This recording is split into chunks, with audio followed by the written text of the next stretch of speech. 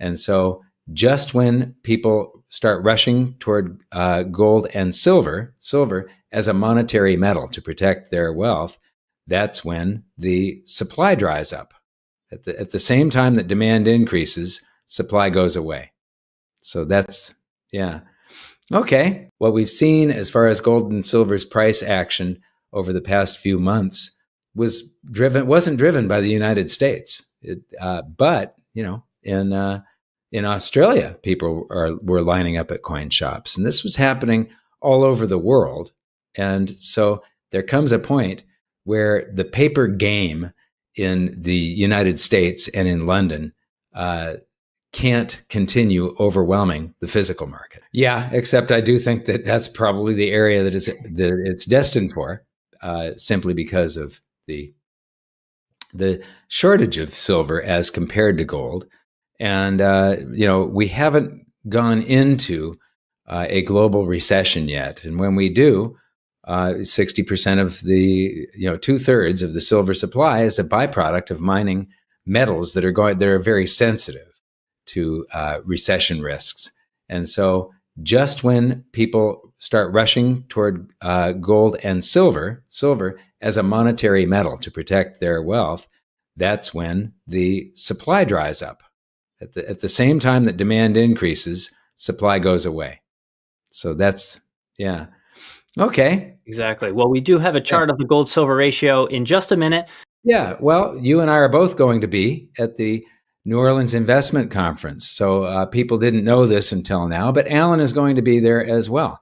So, come on down to the New Orleans Investment Conference and meet us. But look at the caliber of keynotes that they've had in the past. Margaret Thatcher, Steve Forbes, Milton Friedman, Gerald Ford, Norman Schwarzkopf, Ayn Rand, Alan Greenspan. This is an amazing list, and it shows you what a preeminent investment conference that this is. This is like the top of everything out there. Awesome. Okay. So, Mike, you asked me to include the inflation calculator from the BLS because we were talking about silver and its all-time high of 5,250 back in 1980. And it has the same buying power today, according to the government CPI, of about $218. And of course, we're still not there yet. So we're well below the inflation-adjusted high. And this just shows us how much more time there likely is in the bull market before we get to those previous highs. Yeah. Silver is still a bargain, and we're going to show that with the gold-silver ratio. But I also asked you to do the inverse of this to give people an idea of where silver is compared to its previous high in 1980. So let's there we go. So exactly. It's at $12 and is that 61 cents or 80? 61 cents. Yeah. Okay. Yeah. So still a long way to go. Still another long way to go. Still another four-bagger relative to the dollar, and that's just based on the CPI. Of course, it's probably a lot more than that to account for real inflation. Yeah, so, you've put together a spreadsheet and a calculator that sort of splits the difference between the original CPI and the new CPI. And the truth really does seem to lie somewhere in between. But what was the inflation? I can't remember what the inflation adjusted price was compared to the original, the Shadow Stats CPI. Wasn't it close to $1,000 an ounce? It might have been 1,999, like basically 2,000. If I remember correctly, I'd have to check the spreadsheet, but yeah. Which seems insane, but everybody has to remember this is the way the government used to measure inflation. Those are government numbers that we're using. So, yeah. Exactly. Gold and silver are responding to decades of monetary excess, finally catching up with reality, not merely to transient market fluctuations. Mike Maloney claims that rising physical demand worldwide is the true impetus behind today's breakout, not Wall Street traders or ETF speculation. Investors are waiting in line outside coin stores in Australia. With a ratio of 10 kilograms of silver to 1 kilogram of gold, the Indian government recently made history by permitting silver to be used as official banking collateral. Maloney's guiding principle has always been straightforward. Gold cannot be printed, affected, but dollars can. Gold does what he refers to as the Great Accounting, a worldwide reset that rebalances actual assets against paper promises. Each time, governments flood the system with new money. The market value of gold has already exceeded $30 trillion, reflecting the surge in the production of fiat money. In the meantime, the gold to silver ratio is far higher than its historical average of roughly 14 to 1 at about 83 to 1. Silver would need to beat gold by around 6 times in order for that ratio to normalize, which means that prices close to $48 may eventually rise into the triple digits. Show some love by hitting the like button, subscribing to the channel, and turning on notifications. Your support means a lot. So let's take a look at the gold silver ratio. And what I did here, so the gold line is the normal gold silver ratio that everyone's used to. The silver line is basically the price of, instead of 1 ounce of silver, I did 100 ounces of silver. That way we get whole numbers on our scale instead of, 0.05, 0.06, something like that. They're actually whole numbers.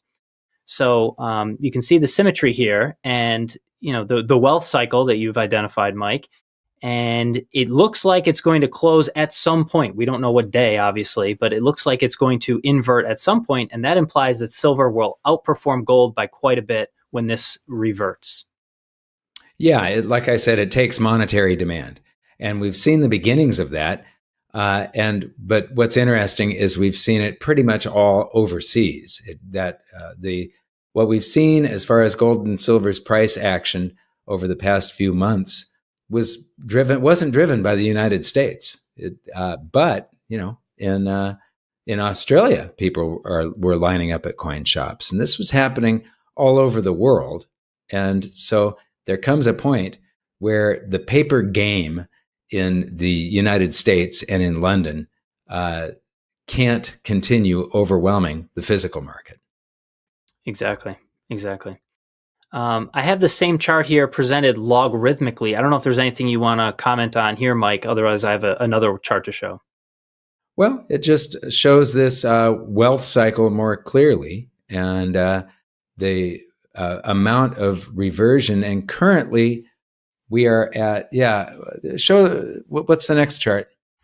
The next chart is the gold-silver ratio in gold. It's the same thing we just saw. However, I've also plotted on the right scale the opportunity size in silver to catch up to gold in order to get back to the all-time high or the all-time low, depending on your perspective. So the all-time high for silver relative to gold was at a gold-silver ratio of 14 to 1. And we're up around 80, 85. I made this chart a few days ago. I think the ratio is about 80. And so that implies that silver would have to outperform gold by 5.7 times in order to catch up. So it doesn't give, quote, a date or a number of years, nothing like that. But eventually it would have to outperform by 5.7x to catch up to the previous gold-silver ratio.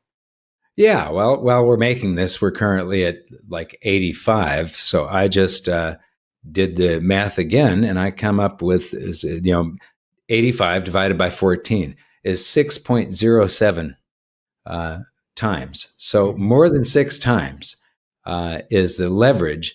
But like I said at the beginning of the video, it is a wild ride. So if you're going to climb aboard, make sure you strap in. That's right. Yeah, wear a seatbelt, guys. Right. So yeah, very exciting opportunity for silver. So yes, a tweet from Luke Groman here. The U.S. federal debt has grown 8.5% compounded since 2008. So of course we did just hit 38 trillion in the national debt, and it's compounded 8.5% per year since 2008. And Rick Rule points out, not coincidentally, gold has increased 9% per year, compounded over an even longer time period. So gold keeping up with the debt. Yeah. Well, again, that's was one of the key premises to my first book, was gold doing an accounting of the currency supply, the expansion of it. And this is an example of how well it does it. And it's done this over and over again throughout history.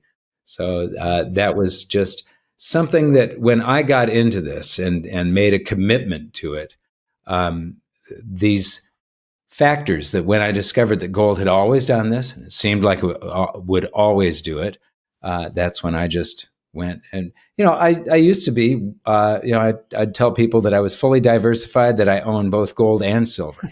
And really, though, for many, many years, that was my only investment, gold and silver. And everybody thought I was nuts, but it's turned out to be the top performing asset class of this century. So, and I keep on saying there are these rare moments in history where it's not just the safe haven asset, but it's simultaneously the safe haven and the asset that has the single greatest potential gains in purchasing power, the precious metal.